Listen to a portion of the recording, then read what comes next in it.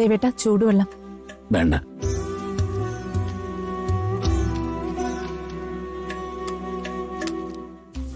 അയ്യോ ഒന്നുമില്ല, ഒന്നുമില്ല. വെളുപ്പിനെ ഞാൻ തൊട്ടു നോക്കിയിരുന്നു, നല്ല പനിക്കുന്നുണ്ടായിരുന്നു. അതിന്റെ കൂടെ ഇപ്പൊ കുളിക്ക കൂടി ചെയ്തപ്പോ പ്രഭാകരനെ വിളിച്ച് ഇന്നത്തെ പൂജ ഒന്ന് ചെയ്യാൻ പറഞ്ഞ പോരെ? പോരാ, എനിക്ക് തന്നെ പോണം. വാശി കാണിക്കല്ലേ. കാല് തിന്നുന്നത് മനസ്സിന്റെ ബലക്കുറവ് കൊണ്ടാ. കുറച്ചു നേരം ഇവിടെ ഇരിക്കെ, എന്നിട്ട് പൊയ്ക്കോളൂ. വാ. എനിക്ക് ഒന്നുമില്ലെന്നേ.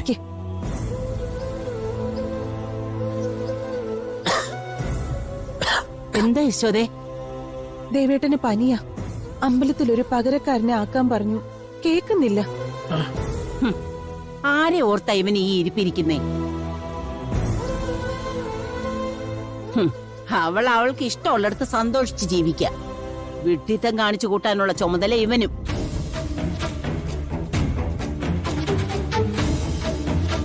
പറഞ്ഞ മനസ്സിലാവണ്ടേ?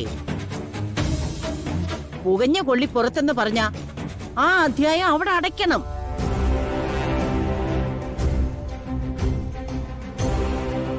അമ്മേ, നേരം വെളുക്കുന്നതേ ഉള്ളൂ. അതിനു മുൻപ് ഓ, എല്ലാവരും കൂടെ പറഞ്ഞു എന്റെ ശബ്ദം കേൾക്കരുതെന്നായി. ആ, അതൊരു വിധിയാ. ആരോ ഒരാൾ തെറ്റ് ചെയ്യുക, കുടുംബത്തിലെ ബാക്കിയുള്ളവര് പഴി കേൾക്കുക.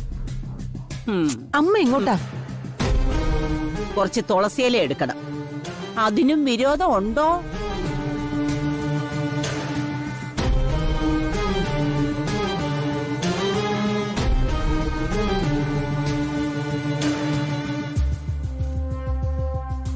നല്ല ക്ഷീണം തോന്നുന്നുണ്ടാവും.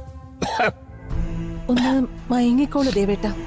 പോകാനുള്ള സമയം ആവുന്നതല്ലേ ഉള്ളൂ. കണ്ണടയ്ക്കുമ്പോ അവള് മുന്നിൽ നിന്ന് കൈകൂപ്പി കരയാണ് യശോദ.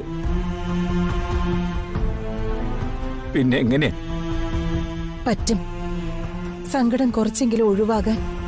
അതല്ലാതെ വേറെ മാർഗമില്ല.